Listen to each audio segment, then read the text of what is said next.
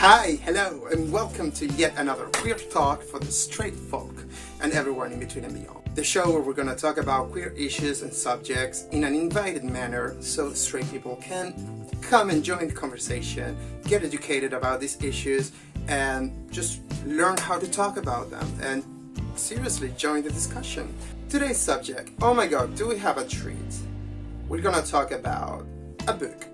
This book, I'm sure that you have probably heard about it. I'm not the first person, of course, to talk about this book. I did read it. I did not buy it for obvious reasons. When I say I read it, I tried to read it, but there comes a point in the book that I just couldn't take it anymore, so I just thought I couldn't anymore. But I think I did get the gist of the arguments presented by the book. The book in question, I'm not even gonna name the author because I don't want to promote her in any sort of way. But the book in question is called Irreversible Damage. Again, I'm sure that you have already watched a video talking about this book. So I'm not gonna make a review of the book.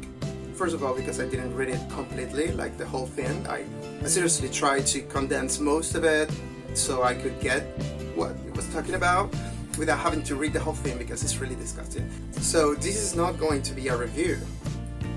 This is going to be an answer to it. A reply, a friendly invitation to debate, if you want to call it that way. But in any case, do you want me to make you one of my really short summaries? Do you? Would you like that? Do you? You just have to ask. I really don't want to talk about the book itself because unless you are studying sociology or gender studies or media analysis or something like that, really there's no value in that book for anyone. Maybe as a counterexample, or better said, an example of the discrimination or the way that the discriminating mind works in people's head. But other than that, seriously, all the arguments presented are just BS. But we do need to know what the book is about, at least to put in context for those that haven't heard of the book or those that forgot what the book is about. Anyhow, this book is about basically all the bullshit that we have heard the recent years about trans issues. This is a direct attack against trans people, especially trans men.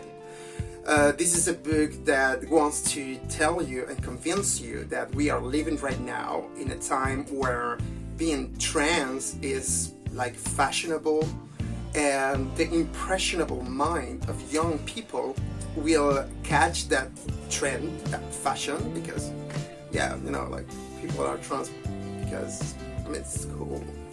So the impressionable mind of youngsters are going to be in danger if they are exposed to that lifestyle. And I mean, maybe they could catch it even, maybe they could like, oh yeah, you know what, I'm trans, I'm gonna try it, I wanna do this, and eventually take decisions that will maybe in the long run be detrimental to their own mental health. Basically, if you have ever heard the story of someone who has detransitioned, this is basically co-opting all of those stories and basically saying that all trans people are in risk of having that situation, of that happening to them. And the main worry about this trend for the author is that young women apparently are transitioning in like a crazy amount. Like currently being a young girl is, or the concept of being a young girl is so much in crisis that being trans seems to be like an escape or maybe like the solution for some young women, according to the author, of course, that this is a solution for many women, you know, like many young women, especially teenage girls, that they don't fully grasp whatever is happening or what it's all about, and they're gonna just say that they're trans and start taking hormones or maybe even chopping their vagina. So I mean, yet another book wanting to make trans people into this sort of, I don't know, secret organization, global conspiracy, you know, like trans people are the real Illuminati. They are recruiting people, they brainwash young girls, so they chop their vaginas. Or, in other words, plain and simple misinformation and fear-mongering. But I look cute though, I look cute. So, which are these lovely, wonderful, and especially scientifically rigorous arguments that this woman makes on her book? Well, she argues, for example, that gender dysphoria is a psychological issue which needs to be treated as a medical condition. And I don't necessarily disagree with that. You can go to therapy if you have some sort of gender dysphoria. I actually will encourage you to go to find the root of that gender dysphoria. But the thing is that that is not the cause. That is a consequence. That is a symptom of something deeper. If you are going through some sort of gender dysphoria, that means that there's something that is not working for you personally. But that has nothing to do with the fact of being trans or whatever, because not all trans people have gender dysphoria. Not all trans people go through, you know, this whole ordeal of feeling inside a wrong body. Some trans people are comfortable with the body that they got. They are going to customize it, of course, to make it look the closest to what they have in their head, like a self-image. But other than that, many people, many trans people are absolutely happy with keeping whatever they have. I mean, I'm not trans, but I have a lot of trans friends, and out of them, and including all of the trans people that I know, that I've ever known in my life, I think I can remember only one person who decided to go through the whole, you know, medical procedure, complete, you know. The rest are just fine where they are. Some of them are fine with just taking hormones. Some of them are, you know, taking a little bit of plastic surgery to, you know, maybe feminize a little bit more the chin, or to masculinize the shoulders, or, you know, little stuff like that. Just tiny details. It's just like putting a pair of boobs, you know. Like if you're a woman and you feel that you have not enough boobs and you want more, well, what do? You just save some money and get your new boobies. that's all. It's exactly the same thing for trans people. It's like, okay, I have this body, I don't kind of like this. I would like if I had, I mean, some trans people want to have big boobs. Well, I wish I had big boobs. So what do? Well, you save some money and you go get your boobs. Some trans people do feel that their sexual organ does not correspond or is not in line with who they are.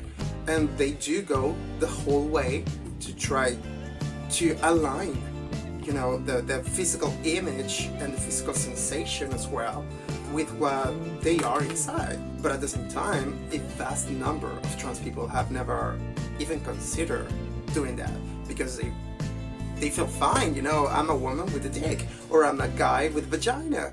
That's the point of that phrase, by the way. The point of that of saying some women have dicks, some men have vaginas, is not to provoke anyone. It's more about applying what we have been discussing all these years, you know? If we have today an understanding that gender and sex are not the same thing, then we need to start to try to really grasp that concept in the whole extent of what it means.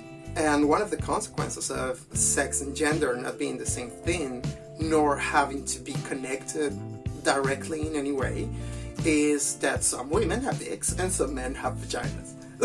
That is one of the consequences of that, and we need to accept that They have been here forever. Anyway, that's argument number one. That's outrageous argument number one. Being trans and having gender dysphoria are not a one-to-one correlation, are actually not correlated at all. Some people do suffer gender dysphoria, and that gender dysphoria doesn't have to express itself in a way that pushes somebody to, want to do something radical like that. Sometimes maybe it's just about a little thing, like my chin is too, again, I'm not trans, but I know that maybe some trans people would say that, my chin is way too masculine. I wish it was more like, I mean, if I shaved, I can do it with makeup, but I'm gonna take a bath and it's gonna go away. So what if you want it to be like that always and forever? What if you feel that this chin, this male masculine chin, is torturing you because this is like, I feel so ugly? That is a sort of gender dysphoria. It has nothing to do with your sexual parts. So, lesson number one, being trans and having gender dysphoria. No. That is as stupid as people back in my country thinking that just because I get in drag and I put some makeup, and I put a corset, I put up a wig, and that makes me trans to some people. That is just the stupidest thing. I've never, neither privately nor publicly, identified as trans. I have always been a cis man who is very feminine. I'm very feminine and I love it, and I love to play with my femininity, but I'm not trans. But to some people who don't understand gender expression, gender fluidity, who don't understand gender at all, this constitutes enough to think that I have some sort of transness inside of me.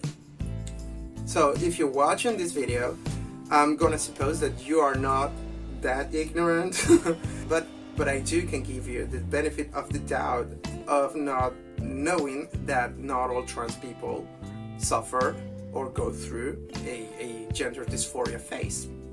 I used to think that was the case when I was way younger, but now that I have learned and I have met a bunch of trans people and I have trans friends, I know that that's not how it works, because it turns out that if you want to learn about a people, it's always better to go and talk to that people. Oh well, outrageous argument number two. The whole trendy thing. This woman really, seriously, if you read it, it's disgusting. It's simply disgusting. First of all, the kind of language that she uses to refer to trans people. She's basically transposing the whole idea from before the 60s and 70s that homosexuality is a disease, is a mental disease that can and should be treated. So her argument is basically, well, transsexuality is a disease that can and should be treated. That is absolutely abhorrent and disgusting to me. I cannot. That's why I couldn't read the whole thing. That kind of language, I just couldn't. So when I was back in Venezuela, I've heard it all about gays. Now, trans people, I met trans people in Venezuela, but I never made like friends. That is a more recent development. But when I was in Venezuela and I was, trying to find myself and just living my gay young life, I've heard it all about gay, because in many parts of the country and many levels of society, homosexuality is still seen that way. Not only that, it's seen as a contagious disease. So if you spend a lot of time with someone who's gay, he's gonna gay you up. You're gonna or children, if they are exposed to positive queer representation, they are going to want to be queer, because she's arguing exactly the same thing about trans people today.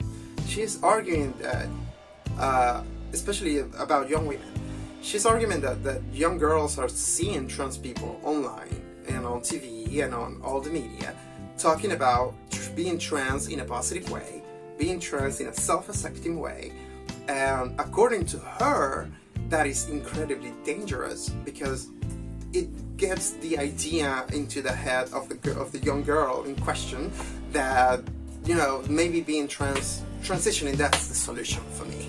You know, I feel underappreciated, I feel under a boot, I feel repressed. So if I were a man, maybe things would be better. So yes, I'm gonna chop my vagina. What? I mean, how many people do you know that have seen a gay character on TV and said like, oh yeah, you know what? He's having fun. I want to have as much fun as him, so I'm gonna go suck a dick. I mean, I would, but I'm gay. If you're not gay, if you're like straight, 100% like straight male guy, I don't think you're gonna be too much into sucking a dick, even if the movie is convincing you that it's the top best thing to do, which it is. But I don't think that it's going to put into your head or your mind the subliminal idea of sucking it, unless you do want to suck a dick. I know that. I know it very well. Any excuse to suck a dick is good. It's just part of the same thing, you know, of trying to be this sort of, you know, superior moral person that is watching all of the inferior ones, you know, from very, very, very far away in her ivory tower, dispensing knowledge to all of these people that are so easily to influence that you can see a trans person living their lives happily, and that is going to brainwash you into wanting to be trans. That is simply absurd. It's not just absurd, but it's also incredibly disrespectful, not only to the trans community, because this book, like I said, this is not simply disrespectful to the trans community. This is an open attack against the trans community. No, this is not simply disrespectful to the trans community, but it is disrespectful with the rest of the population, with everyone else that is not trans. This woman is talking to you as if you were stupid. Stupid enough to think that you're gonna see somebody on the media and want it to be that yeah, you know, yeah, I want to transition. Why? Yeah, that seems cool. Seems like in vogue. It's like very, it's so 2021. The freak! This woman must be like seriously insane. And the problem is that these insane kind of people who write this kind of are incredibly dangerous, because they are saying exactly what some part of the population wants to hear. And that part of the population is going to take advantage of this argumentation, which is well written, because it's just well written BS. But since it's well written, it sounds logical, it sounds scientific, so they're gonna use it, and they are using it to keep cutting the rights of trans people everywhere in the world. This is the kind of book that just spreads hate, it spreads discrimination. There's nothing in there that is positive. This is the kind of book that a person who victimizes themselves all the time would write, in my opinion, because she wants to make the case that it is important to protect young women from this influence, from this attack on womanhood, which of course, you know, anyone can distort it, and anyone can, you know, adapt it into the kind of the sort of discrimination that they want to make, like the whole bathroom thing with trans people. That could serve as an argument to justify that, or even worse, denying the services, the medical services that trans people need when they're young, in order to understand their transness and to find themselves in the trans spectrum, and to decide, when they are able to decide, once they have all the information, what they want to do. What do you want to do? Most of us don't think about, you know, regarding trans people. And I have to be honest, I had never thought about it until I watched that video. But one of my favorite trans creators, Jessie Gender, she actually talks about it, about going through English is puberty. She talks about going through puberty and how damaging that was for her self-image in the long term. It's not like she's in this hole of darkness or whatever where she wants to die because her body is awful. I think she's a lovely lady. It's just that there are some things about her body that discomfort her. The same way that I'm not trans, and there are some things about my body that discomfort me. Like my big belly. But yeah, or my eye, you know, I would love to get my eye at least repaired and put out in the same direction of the other one, you know, at least to take out this whiteness of it. But it's fine, you know, it's not like, oh, I'm gonna die or I'm gonna get depressed about it, you know. But if I can change it, I will. So one of the things that I really enjoyed about her video is that I had never actually thought about, you know, the whole teenage experience while trans. Because the whole teenage experience is all about changes, and especially physical changes in your body.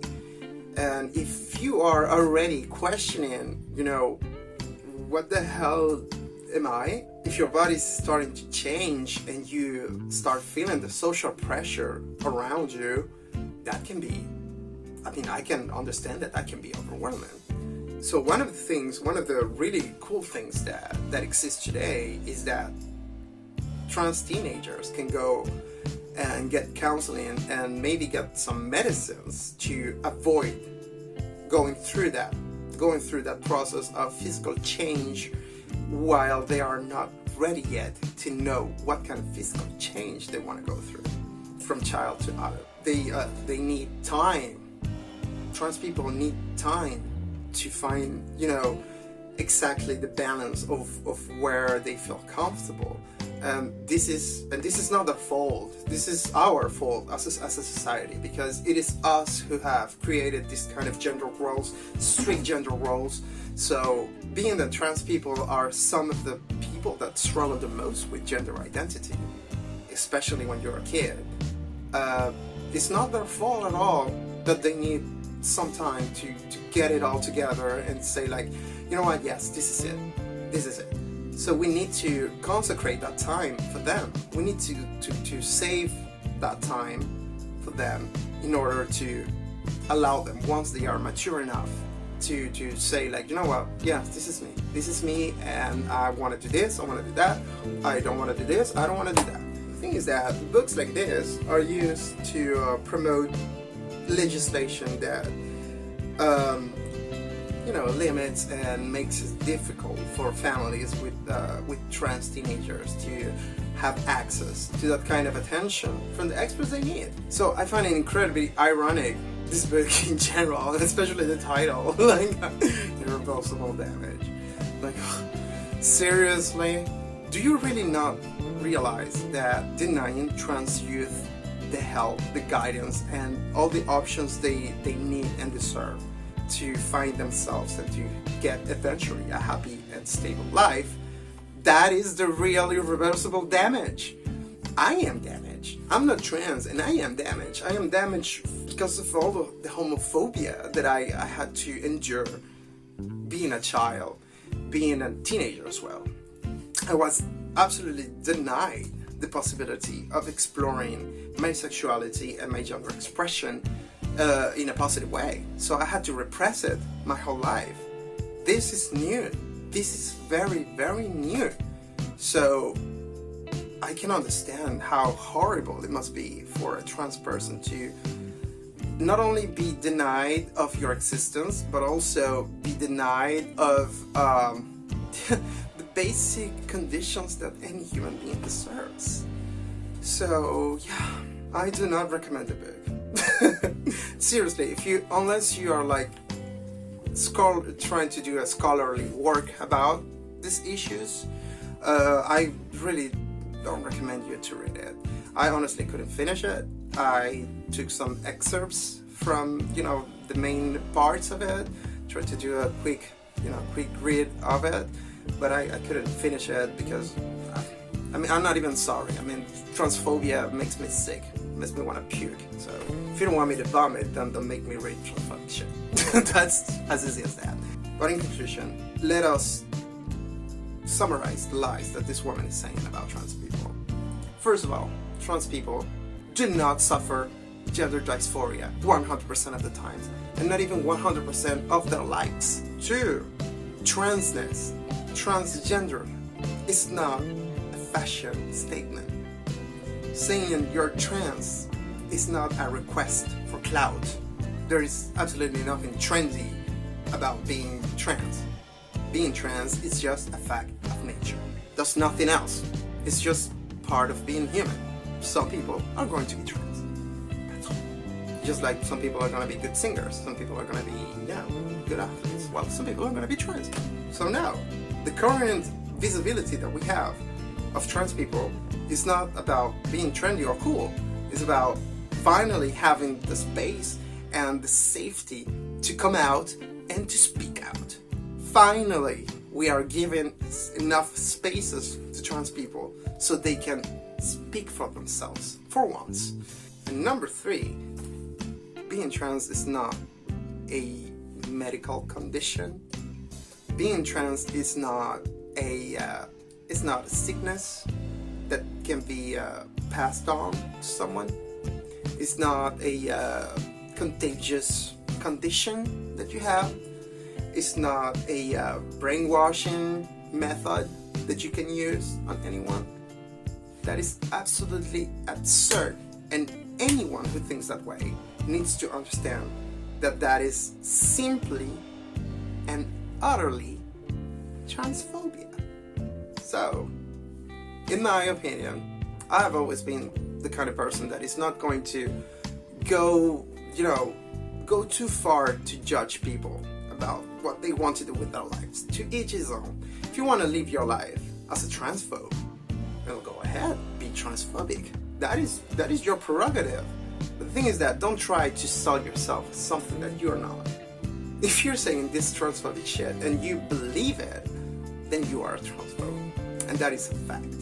And I seriously hope that one day the people who are like that, who think that way, will understand that they are being discriminatory, and discrimination has been throughout the whole history of humanity one of the main sources of violence, of denigration, of slavery, any other kind of cruelty from one human to another. If we want to evolve as a society, if we want to evolve even as a species, we need to leave those things behind.